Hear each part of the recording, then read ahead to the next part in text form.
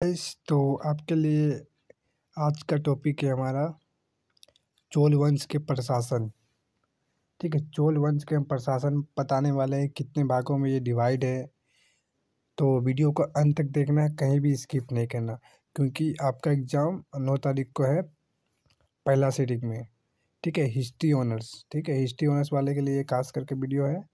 और जिसका history honours नहीं है, जो कंपटीशन तैयारी करता है, जैसे कि यूपीएससी, बीपीएससी, जेपीएससी, ठीक है, जिसका भी आप तैयारी करते हैं, तो उसके लिए भी ये वीडियो आपके लिए बहुत ही इम्पोर्टेंट है। और हाँ, हम वीडियो बताते जा रहे हैं और इससे ऑब्जेक्टिव निकलते जा रहा है, तो ऑब्जेक्टिव पे भी थोड़ा फोकस कीजिएगा।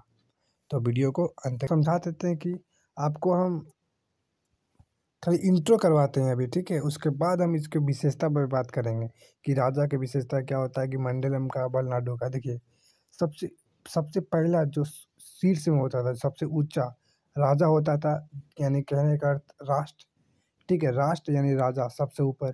जस्ट उसका नीचे मतलब कि ये राष्ट्र डिवाइड था किस पे, तो प्रांत में डिवाइड था। जैसे कि अभी क्या है, अभी हमारा देश है भारत, भारत राज्य में डिवाइड है ना, राज्य में।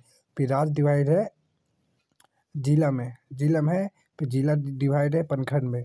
तो उसी प्रकार से, ठीक है, पहले क्या हुआ था कि चोल प्रशासन में कि राजा हुआ करता था टॉप में, उसके बाद प्रांत। ठीक है, उसके बाद प्रांत, प्रांत के बाद क्या हुआ, ठीक है, प्रांत के बाद कमिश्नर। ठीक है, जिसको बलनाडु कहा जाता था उस टाइम क्या कहा जाता था, बलनाडु कहा जाता था। ठीक है, हो गया। राजा के बाद मंडलम, यानी कि जिसको प्रांत बोला जाता था, यदि आधुनिक भारत में कहा जाए तो राज्य। ठीक है, और तीसरा कमिश्नरी। ठीक है, बलनाडु जिला होता था, क्या होता था, जिला जिसको बोल सकते हैं आप, कमिश्नरी होता था। ठीक है, जस्ट कमिश्नरी के बाद नाडु होता करता, जो नगरों का और बड़े बड़े गांवों का, ठीक है, समूह होता था। गांवों का समूह अर्थात बड़े बड़े नगरों का। देखिए, नगरों का समूह को क्या कहा जाता था, तो नाडु कहा जाता था।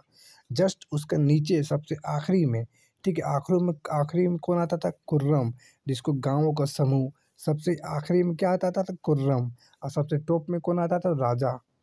ठीक है, राजा यानी कि देखिए, कहने का अर्थ देखिए, आपको सबसे पहले ये याद रखना होगा। ठीक है, यदि आपको पॉइंट बात याद नहीं है तो आप यहाँ से बना सकते थे कि पहले राजा होता था, फिर राजा के नीचे मंडलम होता था यानी प्रांत होता था, बलनाडु होता था जिसको मिशनरी का नाम से जाना जाता है, नाडु होता था जो नगरों का समूह होता था, कुर्रम होता था जो गांवों का समूह होता है। सबसे नीचे कौन होता था, अब बोलेगा कि चोल समाज का सबसे इकाई। ठीक है, सबसे नीची इकाई तो कुर्रम। तो सबसे ऊपर में कौन था, तो राजा था, और नीचे कौन था, तो खुर्रम था, जो गांवों का समूह का प्रतिनिधित्व करता था।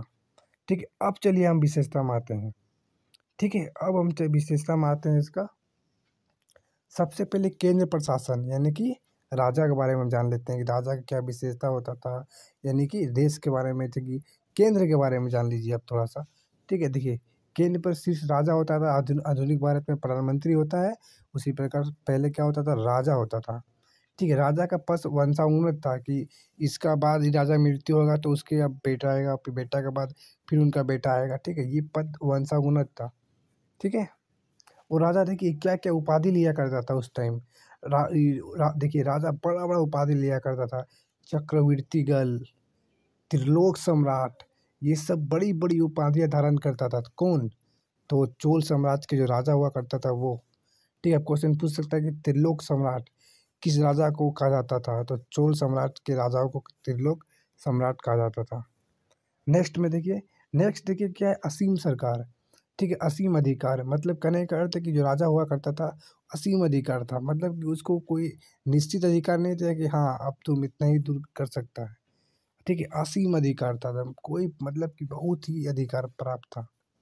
ठीक है, तुलना देखिए, तभी को राजा की तुलना देवता से किया करता था। आप क्वेश्चन पूछ सकता है कि किस वंश में या किस साम्राज्य में, ठीक है, देवताओं की तुलना राजा के द्वारा किया जाता था, तो चोल के। ठीक है, चोल के राजाओं की देखिए तुलना देवताओं से। यदि कोई मृत राजा, यदि किसी की मृत्यु हो गया है या फिर किसी रानी का मृत्यु हो गया है, तो मूर्तियों में को मंदिर में रख कर पूजा किया जाता था। सोच लीजिए, मंदिरों में उनको पूजा किया करता था, मृत राजा और रानियों का। ठीक है, रानियों और मृत राजाओं का। सोच लीजिए कितना इम्पोर्टेंट है ये वाला। आगे देखिए, और हाँ, जो अधिकार दिया जाता था राजा को, वो धर्म और आचरण के विरुद्ध भी कार्य नहीं करता था, एकदम सटीक काम किया करता था। ठीक है, और राजा ही युवराजों की नियुक्ति किया करता था। ठीक है, युवराजों की नियुक्ति कौन करता था? तो राजा ही करता था। देखिए, आगे देखिए क्या है कि शासक का सहायता के लिए, ठीक है, युवराज या फिर मंत्री का भी गठन किया गया था। कहने का तात्पर्य समझे, शासक मतलब कि जो राजा सोच में जो टॉप में हुआ करता था, उनको सहायता के लिए। अब राजा पूरा थोड़ी नहीं चलाने सकेगा। जैसे कि हम लोग का क्या होता है कि हम लोग को विभाग दिया गया है ना। आधुनिक भारत में क्या है कि प्रधानमंत्री है, और उसके बाद मंत्री परिषद बनाया जाता है, उसमें मंत्री वो रहता है कि फलना मंत्री को फलना चीज़ दिया जाता है, डिपार्टमेंट दिया जाता है। उसी प्रकार के ही क्या होता था कि चोल में जो शासक हुआ करता था, वो सहायता के लिए युवराज मंत्री हुआ करता था उसमें। ठीक है, लेकिन हाँ, मंत्री परिषद जैसी व्यवस्था विद्यमान नहीं था। क्या नहीं था? विद्यमान नहीं था, याद रखिएगा, नहीं था। देखिए नेक्स्ट, देखिए क्या है। नेक्स्ट है कि वही केंद्र अधिकारियों को विभिन्न श्रेणियाँ हुआ करता था। ठीक है, केंद्र में अधिकारी तो हुआ करता था ना, जैसे कि अभी मंत्री सब है ना, तो उस टाइम भी हुआ करता था। ठीक है, केंद्र अधिकारियों को विभिन्न श्रेणी हुआ करता था, जिसमें दो डिवाइड था उसमें। ठीक है, केंद्र में जो श्रेणी हुआ करता था, दो डिवाइड था। एक सबसे उच्च श्रेणी, एक सबसे निम्न श्रेणी। उच्च श्रेणी को क्या कहा जाता था? पेरुदनम। ठीक है, उच्च श्रेणी को क्या कहा जाता था? तो पेरुदनम, और निम्न श्रेणी को सेरुदनम। क्वेश्चन पूछ सकता है कि निम्न श्रेणी को चोल साम्राज्य में क्या कहा जाता था? तो सेरुदानम, और सबसे उच्च श्रेणी को पेरुदानम। ठीक है, सेरु पेरु। ठीक है, और देखिए कभी कभी मतलब बीच बीच में क्या हुआ था कि जो चोल जो अभिलेख मिला था, ठीक है, उनमें एक अधिकारी का भी नाम आता है, जिसको उडन कुटुम कहा जाता था। ठीक है, या तो उडन कुटुम नामक एक अधिकारी का अभिलेख से पता चलता है, चोल अभिलेख से। उसमें यही पता चलता है कि जो ये अधिकारी हुआ करता था उडन कुटुम, ये सदा राजा के साथ, राजा के पास रहता था। हमेशा जहाँ राजा जाता था उसके पास ये जाता था। कौन? उडन कुटुम। ठीक है, निजी सहायक जैसे जैसे नहीं होता है कि हाँ कि जैसे अभी जैसे एग्जांपल के लिए आपको बता देते हैं, जैसे प्रधानमंत्री के साथ कौन घूमता है? उसका बॉडीगार्ड घूमता है। तो वही सदा राजा के पास रहता था, तो वो भी सदा राजा के पास रहता था। राजा तथा नियमित कर्मचारियों को तंत्र के मध्य समन्वय का कार्य करता था। ठीक है, निजी सहायक करता था, अगर में कुछ काम उनका झुक गया तो कर देता था। हमेशा राजा के पास रहता था। ठीक है, नेक्स्ट पॉइंट आते हैं। देखिए, एक अधिकारी बता दिए हम, नेक्स्ट अधिकारी के बारे में बताते हैं। केंद्र के सब अधिकारी हैं। ठीक है, जैसे कि सैनिक अधिकारी हुआ, असैनिक अधिकारी हुआ। ठीक है, इनमें विभाजन नहीं था कि विभाजन नहीं था कि अर्थ है कि अब सैनिक को अधिक पैसा दिया जाए या सैनिक अधिकारी, कोई विभाजन नहीं था, दोनों का समानता पर आधार पर था। ठीक है, नगद वेतन नहीं दिया करता था इन इन सभी अधिकारियों को। ठीक है, वेतन के स्थान पर भू राजस्व दिया जाता था कि हाँ, देखिए वेतन नहीं दिया जाता था नगद वेतन, वेतन के स्थान पर भू राजस्व दिया जाता था। ठीक है, जिसे जीवित कहा जाता था। आप क्वेश्चन पूछ सकता है कि चोल साम्राज्य में जीवित का क्या तात्पर्य है? तो भू राजस्व व्यवस्था। और हाँ, अब भू राजस्व व्यवस्था अब लेगा कोई कोई जगह से, ठीक है, कोई क्षेत्र से, अब लेगा 50। ठीक है, उस मतलब कि आपको बता रहे हैं, लेना है उसको 50, किसको? राजा को। अब वहाँ पे जो क्षेत्र में जो दिया हुआ है कि हाँ यहाँ से भू राजस्व हमको देना है, और उस क्षेत्र में 50 देना है आपको, 100 हो गया, तो 50 बचा, तो 50 क्या करेगा? जो वही राजस्व जो अधिकारियों को दिया है वो नहीं रखेगा 50। 50 आपको केंद्र में जमा देना होगा, जो केंद्र का राजकोष होता है, वहाँ पे आपको जमा देना होगा। ठीक है, नेक्स्ट में देखते हैं आगे। देखिए नेक्स्ट क्या है कि सम्राट किसी विषय पर निर्णय देता था। सम्राट किसी भी विषय पर निर्णय देता था, उससे पहले क्या होता था? उससे संबंधित सभी अधिकारी, अब जैसे कि अब देगा जल विभाग पर कोई कोई कानून बनाया गया सम्राट के द्वारा, तो क्या हुआ कि जितने भी जल विभाग से संबंधित जितने भी सदस्य था, सभी को वहाँ उपस्थित होना होगा। ठीक है, ये नहीं कि 10 गो उपस्थित है कि और 15 गो नहीं है, सभी को उपस्थित होना होना होगा वहाँ पे। ठीक है, अब राजा कोई निर्णय कैसे लेता था? कोई तो निर्णय लेने का प्रक्रिया होगा, कोई तो आदमी होगा, था आदमी। देखिए, ओली नामक अधिकारी को मसूदा तैयार करना पड़ता था। हाँ, ठीक है, हम तैयार करते हैं, उसके बाद हम, जैसे कि आप कॉलेज में पढ़ते होंगे तो कोई न कोई अधिकारी होगा कि हाँ, पर्चा साड़ता होगा, कोई वायरल करता होगा, कोई बताता होगा। तो उसी प्रकार कोई निर्णय लेता था, तो ओले नामक अधिकारी को तैयार करना पड़ता था उसको। फिर ओले नायगम नाम का एक अधिकारी हुआ करता था, जो आदेशों को, ठीक, आदेशों को अस्थायी पंजियों में लिखित पत्र कर देता था, लिख के रखता था कि हाँ ठीक है ये काम हुआ था, ठीक है, ताकि आने वाले पीढ़ी पढ़ सके संबंधित विभाग को। ठीक है, अब देखिए नेक्स्ट पॉइंट में आते हैं। जैसे कि अभी हम बताए थे, अब हम लोग का सम्राट खत्म हो गया। ठीक है, सम्राट खत्म, सम्राट खत्म हो गया। अब आते हैं प्रांत के बारे में, जो आधुनिक भारत में राज्य है। ठीक है, अब राज्य के बारे में हम जानते हैं राज्य की क्या विशेषता है। देखिए राज्य की विशेषता, देखिए जो साम्राज्य था वो प्रांतों में बटा था। उपरांत को क्या नाम दिया था, तो मंडलम नाम दिया था, जैसे हम आपको ऊपर के वीडियो में बताए थे। ठीक है, तो प्रशासन एक व्यासराय के हाथों पे प्राय राजकुमारों की नियुक्ति होती थी। अब जो प्रांत हुआ करता था उन पे प्रशासन चलाने के लिए तो प्रांत में को होना चाहिए, तो वहाँ पे राजकुमार होता था। राजकुमार का अर्थ समझे? नहीं समझे? राजकुमार का अर्थ हुआ कि राजा का बेटा। ठीक है, राजा का बेटा को प्रांत का राजा बना दिया गया। ठीक है, हाँ लेकिन यदि राजा का बेटा नहीं बना तो वरिष्ठ अधिकारी को बनाया जाता था, वरिष्ठ अधिकारी को। ठीक है, या फिर वरिष्ठ अधिकारी को नहीं बनाया गया तो या तो पराजित किए गए राजा को, कोई क्षेत्र से पराजित किया राजा को जो अनुभव हो, जो बहुत ओल्ड मैन हो, उसको बनाया जाता था। ठीक है, तो तीन को देखिए तीन को तरह से बनाया जाता था।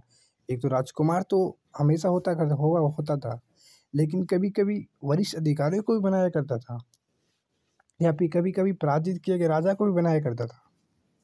नेक्स्ट देखिए, इन इन प्रांतों की अपनी सेना हुआ करता था, अपना न्यायालय हुआ करता था। ठीक है, निगरानी के लिए राजा निगरानी करने के लिए प्रांतों में एक खास पदाधिकारियों को भी नियुक्ति करती थी, जो इन राजाओं को, इन अधिकारियों पर नजर रखता था। ठीक है, हो गया। अब तीसरा पॉइंट में आते हैं मंडलम में। क्या है हमारा वीडियो? मंडलम का। अब मंडलम का विभाजन, अभी मंडलम जो प्रांत बोले थे आपको, इसका प्रांत होता है। अभी प्रांतों को भी विभाजित किया गया है, किसमें? बलनाडु में, या फिर इसको कोट्रम बोलता है, जो जो वर्तमान कमिश्नरी के बराबर है। किसका बराबर है?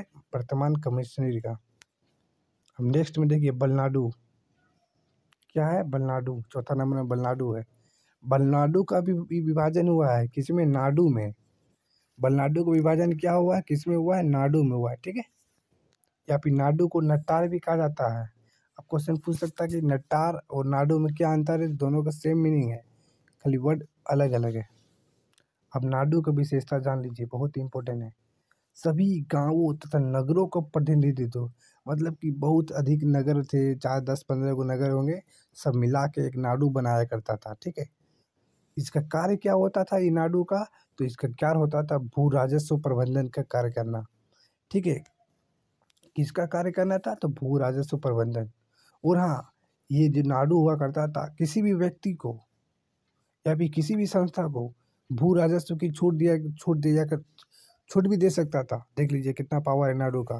किसी भी व्यक्ति को, किसी भी संस्था को भू राजस्व का छूट दिया गया।